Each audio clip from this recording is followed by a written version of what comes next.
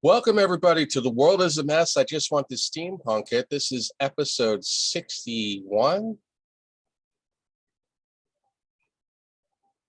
And I am your host, Steampunk Star Raisin.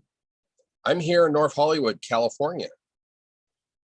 And I'm with my co-host, Daniel Bertison. And he's in Bellwood, Ontario, Canada. Anyway, so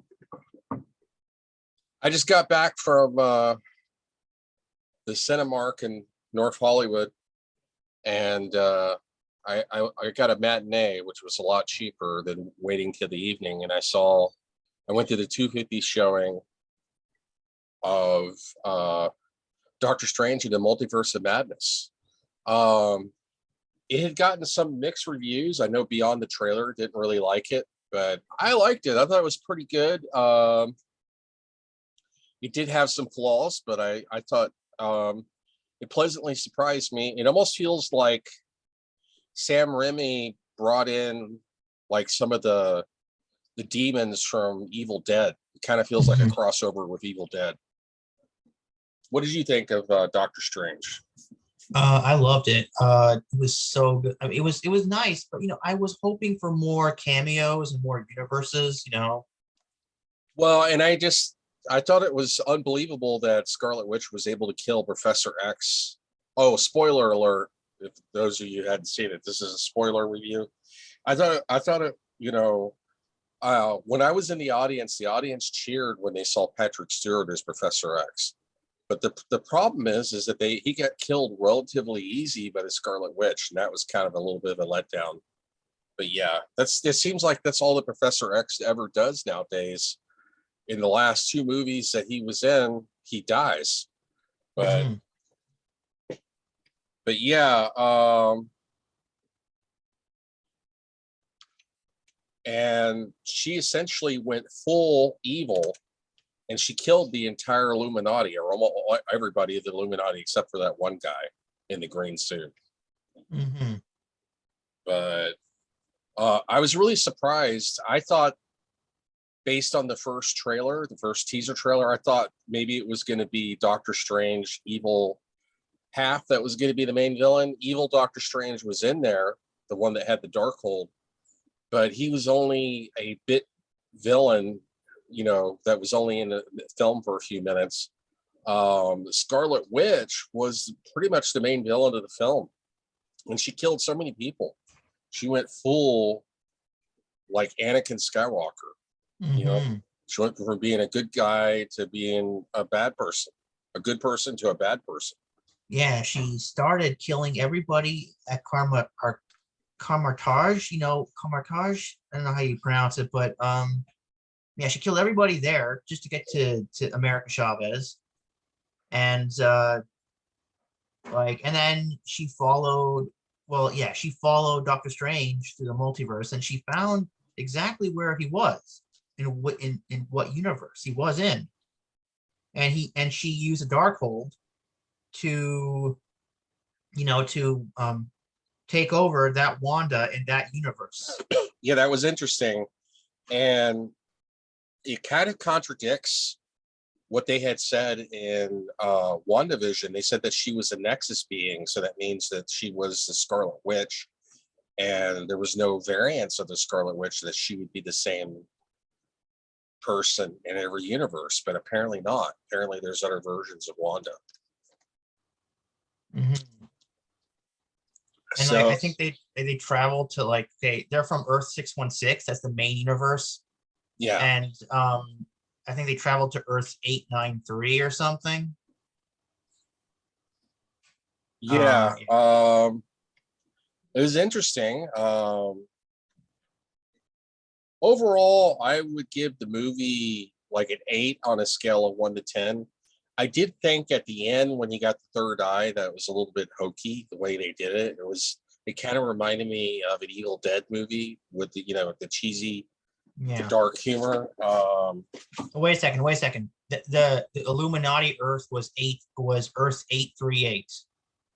Okay. Yeah, 838. I know that they There's were in the comics, but I didn't read those comics that had the Illuminati, so I'm not that familiar with the Illuminati in the Marvel comics, other than what I like saw in this movie. I don't know. Do you think that was the Fox X-Men Earth, the one that Patrick Stewart was on? They said they were going to show the Fox X-Men Earth. I'm not sure. Well, it could be because Logan was in a different universe, different timeline. Yeah, So definitely. Because remember what he said. Remember he said like if like if someone stumbles and loses their way, it doesn't mean they're lost forever. That's the same line that he said in Days of Future Past. yeah, So it it's must be the same Earth. it must be. That was such an anticlimactic end to Professor X. And Professor X, at least in the comic books, is a very powerful character because even though he's physically frail and in a wheelchair, he has mental telepathy and can take control of people's thoughts and minds. And she just seemed to beat him really easy. And yeah, it's such a shame that he kind of went out like a bitch. But I mean, it was still cool, and the audience in the theater definitely liked it because when they saw Patrick Stewart return as Professor X, which nobody thought he was going to do, everybody got excited. And I thought he was only going to have like a 1-line or 2-line cameo, but he had a small supporting role, but he got killed off relatively quick. He was only in the movie for like maybe 5 minutes. But yeah, I thought it was pretty entertaining, pretty good. I loved the visuals. The visuals with the multiverse was very interesting. It reminded me of like a Salvador Dali painting, very surrealistic. Yeah, there were a lot of really fine touches, artistic touches to this film, especially in the aesthetics. America Chavez, I'm not very familiar with her character, but she was pretty cool introduction with her character that her power is she can open up portals to other universes. Mm-hmm. Apparently she also has some kind of like energy punch power as well. Like she had charged fist, was able to punch Wanda. Yeah. But Did you see there was also a universe they went to where they were like, they were like paint. Remember that? yeah, I saw that. And she said like, don't go to that universe. It's very hard to eat there. Yeah, that was kind of funny. Yeah, so like they went to a lot of different universes, and I liked it. But the thing is, I know this movie was only like an hour and 55 minutes on Bflix. Without the credits, it was an hour and 55 minutes. Way too Well, short. there's 2 end credit scenes, so Yeah, way too short for like for a movie. 1 hour and 55 minutes. A movie should be at least 2 hours and 10 minutes or something, right? The actual movie. it all depends how much story you have. And okay, I went on Den of Nerds and they promised so many things that they didn't deliver. Like they said, oh, we were gonna go see Doctor Strange was going to assemble a multiverse Avengers team with Eric Bana as the Hulk and Wesley Snipes as Blade and Johnny or Nicolas Cage as Ghost Rider. It never happened. None of that ever happened. Well, instead you got a crossover with the Evil Dead universe because it seems like all the evil spirits. It kind of reminds me of an Evil Dead movie in Oh a lot yeah. of ways. You can You see know what? Sam Raimi's. Yeah. You see Sam Raimi's influence definitely. Mm-hmm. Wait. And I was a little worried with him directing because he did such a disaster as Spider-Man 3, but he seems to redeem himself mostly in this movie. Although I thought the way that the Doctor Strange like collapsed in pain and then he's got a third eye, that was very Evil Dead-like sense of humor, really cheesy. And then I don't know who that one character was at the end. She's like in that purple costume and she appears. Oh, that was Clea. That was Clea. That's Doctor Strange's future love interest in the comics. Oh, okay. That was played by what's her name? Charlize Theron. And oh my Yeah. God, she is gorgeous in this movie. And when I saw her, I was like, ooh, that is so nice. That is so cool. Okay. And yeah, no, I don't know. Remember what she said at the end? She said like, she's like, you Doctor Strange, you caused a bunch of incursions. You got to help me stop them. So that means he's going back into the multiverse. That is so cool. I hope he does in number 3. I hope so too. I wonder Because where I yeah. wonder where the Marvel universe is going to go next from here, with Wanda being dead or presumably dead. Yeah, well, no, Elizabeth Olsen signed a contract for more movies, so I don't think she's dead. Well, there might be, Wanda from another universe that's still alive. It's possible. Maybe there was an incursion on a different Earths, and maybe she made it to the MCU. It's possible. Yeah, it is entirely possible. But like, oh my God, it's like so cool. Like, this movie was a bloodbath. It was like Wanda killed so many people in this movie, and like we were talking Black Bolt. Yeah, she was relentless. Like, she was just killing people left and right.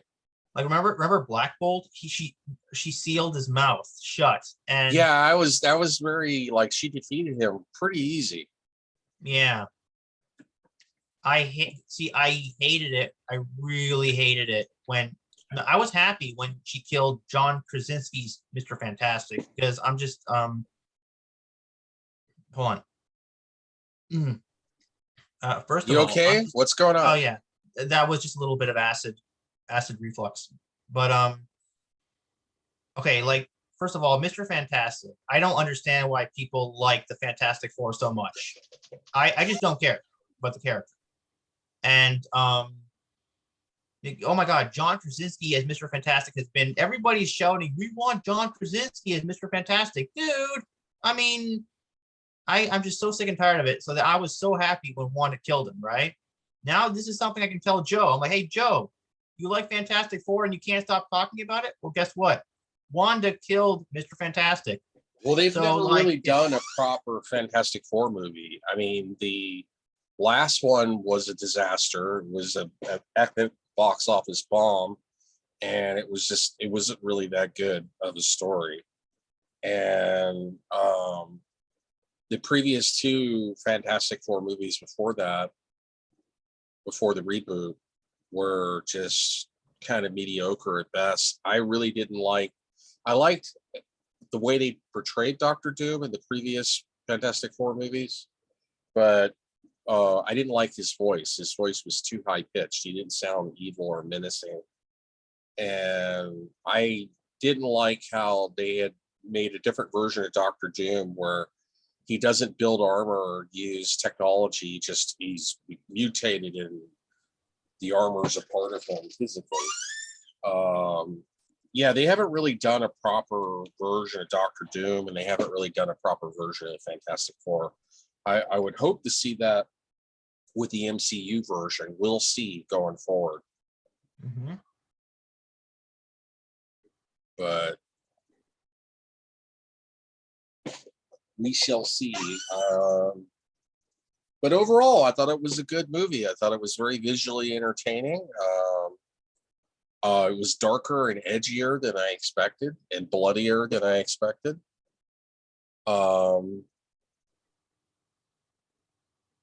But yeah, I thought it was a pretty good movie. America Chavez was an interesting character. I'm glad that they introduced her. It's a little bit younger character. I think the character has only been around since like maybe the 90s or the early 2000s. Yeah, I think so. Yeah, I think it's kind of cheesy that they had to call. I know. I remember when the character came out. Me and Joe and everybody were talking about this. When the character came out. Okay, the character's only been around since 2011. I haven't read a lot of comics recently. Okay, she's an interesting character. So yeah. Like, why do they have to call her America? It's so stupid. It's like because America is the continent. North America and South America are continents. No, I know that, but calling a person a country is stupid, in my opinion. Well, it's not a country. America is also a continent. Yeah. We in the United States, we are called the United States of America. And that is the country, the U.S., the United States of America. But America is also a continent, independent of whether it's a country or not, because the North American continent contains multiple countries, including Canada, Mexico, you know, Honduras, all the countries of Central America. And then you have South America, of course.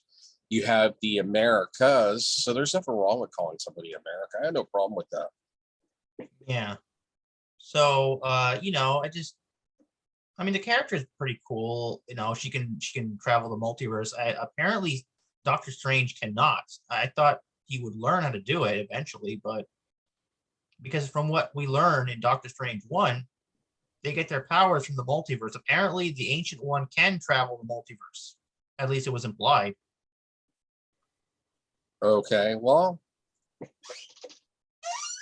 So yeah, he's you able know. to travel the multiverse now. So Well, no, he's not able to travel. Well, he was with America's help, but now, yeah, but he can't do it alone. So yeah, and he tried to take her.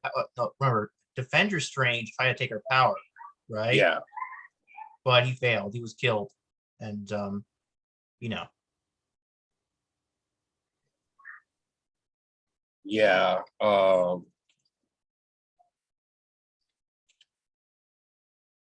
No, it was interesting. But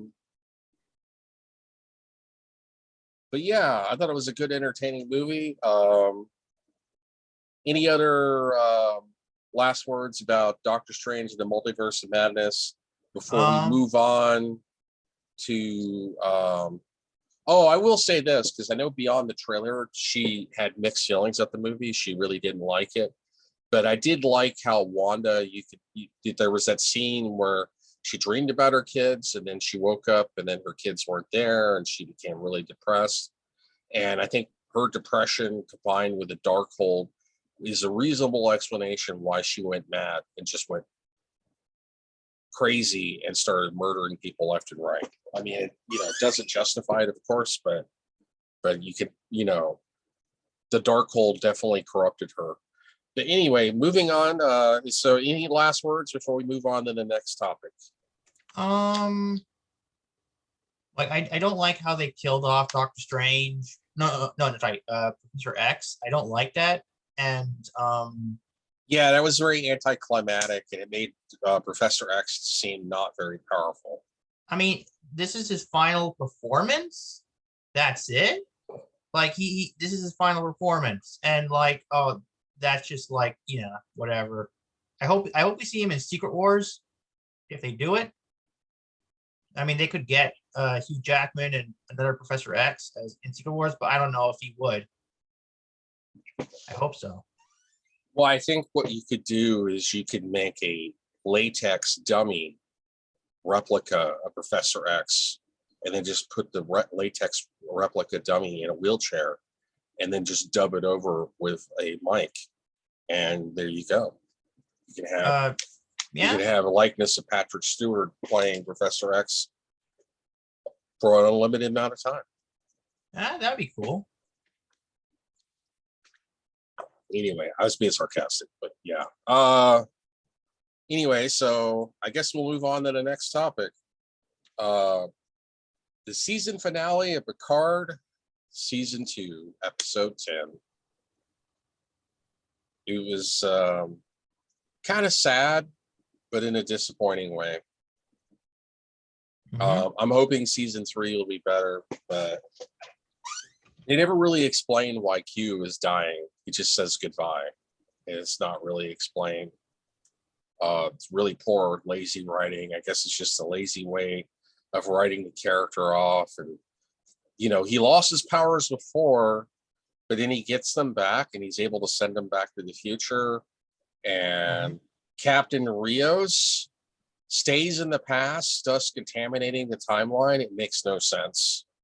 He was freaking captain of the new Stargazer. Why would you want to stay in the 21st century? The 21st century is crappy compared to that, to the early 25th century.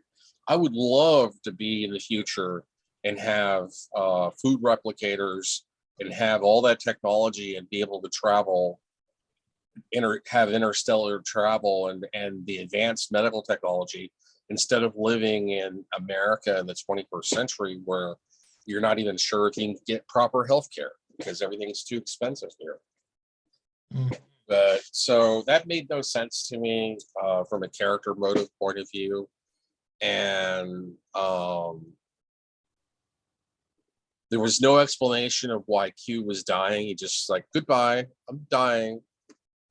Snap, I got my powers back. Now I can sing you back. It made no sense. There was no explanation of that. It was pretty lazy writing, in my opinion, and pretty anticlimactic. I mean, yeah, it was a little bit sentimental and emotional because you're basically saying goodbye to the character of Q, but it made no sense to me. What's your opinion of that? Yeah, they could have explained a little bit more, but I guess they wanted to keep it. I don't know. The writers didn't know too much, and I guess there's only so much you can tell in 10 episodes. Well, yeah, and it feels lacking because you could tell the difference between syndicated television and streaming. Streaming, you're going to have an incredibly small audience, and you're not going to have the budget to do proper story development, proper special effects, or enough episodes to really flesh out a good story. And it shows. It definitely shows. It definitely feels like a low budget production. I mean, that's the whole point of why the whole entire second season took place in the 21st century, because they were like, hey, we'll just make it where they time travel and they have to do this thing in the 21st century to find Picard's ancestor, because that'll save money and we can just use contemporary clothing and we won't need special effects. Yeah. Okay. Well, hey, did you cry when Q said goodbye to Picard, when they said goodbye and they hugged I each didn't other? cry. Did you cry? It was very emotional. I almost cried. It was so emotional. It was sad. I would say that that scene was emotionally moving because it's basically goodbye to the character of Q. I mean, the title of the episode was Farewell, so I did have mixed feelings about it. There were some elements that I liked about it. I just would have liked a better explanation of why was he dying. It doesn't make any sense. They never explained anything, and it's just lazy writing. But I mean, it's possible they could explain it in like the future of Star Trek. Like, I did hear. I don't know if that's ever going to happen because, from what I understand, season 3 has already been filmed. And I also didn't like the Borg Queen. That was just hokey. She looked weird when she took her helmet off. Yeah, the murder doctor Borg Queen. She's a good guy now. I mean, how does Admiral Picard? I know he's an admiral and he has a notable following at Starfleet, but he's not in charge of Starfleet. He's an admiral, but he's not in charge of the Federation. He's not the Federation president. He doesn't have the ability to negotiate. Okay, I'm just going to make you a provisional member of the Federation. It doesn't make any sense that the Borg are good now and their provisional membership of the Federation. That was all hokey and just really stupid. So I did like the goodbye with Q. That was very emotional. And he hugged Picard. That was very emotional. And you could tell that Q loved Picard. He viewed Picard as like a friend. And, and he was dying, and that was his goodbye. But I wish there would have been an explanation of the dying. They should have never done a Borg subplot in season 2 because it was just hokey as hell and made no freaking sense. And Dr. Girardi, I guess she's now the Borg Queen. Yeah, she's the brand. But she's a good guy, even though she murdered Dr. Maddox in the first season. It's a bunch of hogwash. But yeah, we got 6 minutes left.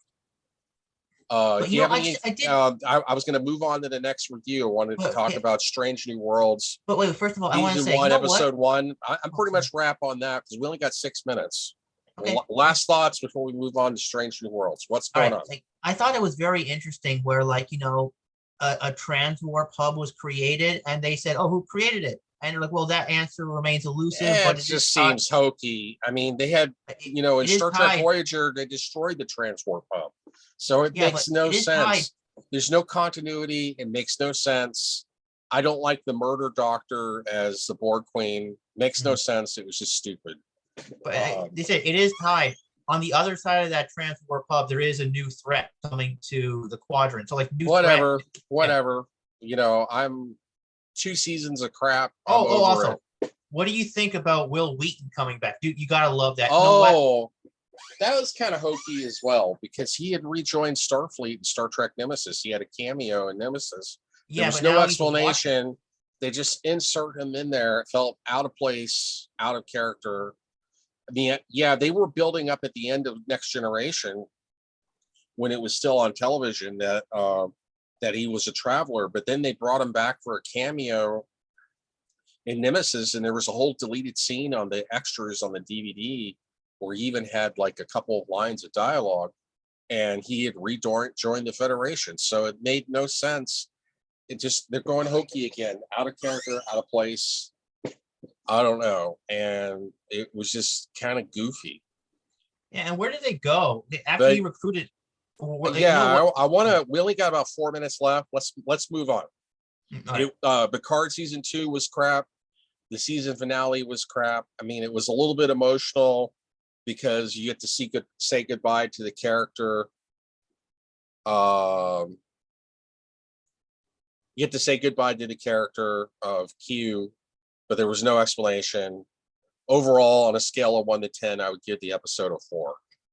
Anyway, moving on to Strange New Worlds. We only got like 4 minutes, so we're going to have to make it really quick because I need to flesh this out. You know, I don't want to go too much into a dead end. Did you see Strange New Worlds episode 1? Yes, I did. What did you think of it? I liked it. Well, I liked it. Yeah, it was really good the way they did the first episode, and at the end they got a new member of the Federation. It's really great, and you know, and finally we get to see World War III. They showed the aliens how World War III happened, and well, that was on an alien planet. yeah, they showed they showed, you know, it was scary, dude. Doesn't that scare you when you saw World War III happen on Earth? Didn't that scare you? Didn't you think that can happen here? Well, I'll just you know, if World War III happens, I'll go to Taco Bell and I'll look for dogs to eat because you know, Chihuahuas are fast food in the apocalypse after all. And you know what? Riker did say 600 million dead in World War III. Come on, 600? No, there's got to be at least a billion. I mean, you think, well, it depends on the extent of World War III, like how many nuclear weapons they use. They use small yield nukes or large yield nukes. You know, if you used only a bunch of tactical nukes, then that could still wreak havoc and devastation. But it's hard to say. They were kind of vague about World War III, and understandably so. But yeah, I liked, you know, Captain Pike. He seems like Captain Pike. I didn't like that they just artificially inserted a Uhura in there, because in the original Star Trek, Uhura was not a member of Captain Pike's team. And yeah, Spock was there. Number 1 was there. And then Nurse Chapel was not a member of Captain Pike's team as well. So they changed up a lot and retconned a few things. The girl who plays Uhura doesn't look like Uhura, in my opinion. Mm-hmm. But and also you have that that girl who's a security officer who is related to Khan, which makes no sense.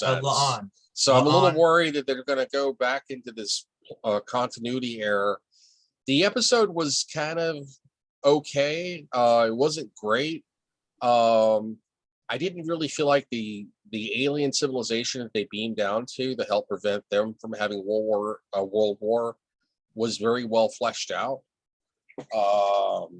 And the CGI with the way they changed their aesthetics to look alien looked really fake. I didn't really like the CGI. They just should have stuck with makeup. But they, you know, the CGI looked kind of fake. But yeah, it has potential. There were elements of it that I liked, and there were elements that I thought were kind of mediocre. Overall, I would give Strange New Worlds season 1, episode 1, I would give it a 6 on a scale of 1 to 10. Yeah. So hopefully it'll get better as time goes on. They have 5 years. There's 5 years between Strange New Worlds and TOS. They have 5 years to tie it into TOS, and I hope they find a way to do it. Well, You I know. mean, this is all probably different alternate universe Kelvin timeline anyway, so it's none of it's going to make sense. But they keep Because on it's Alex Kurtzman. Of course, it's not going to make sense. But we're out of time. We're out of time, my friend. We're at a half hour. They keep on insisting. You know, we're out of it time. is. We got to wrap It up. is the We're out of original time. universe. We're out of time. Anyway, thank you very much for joining us. This is The World is a Mess, and I just want to steampunk it, episode 61, May the 7th, 2022. You have a nice day, and I will see you 25 billion years, I will.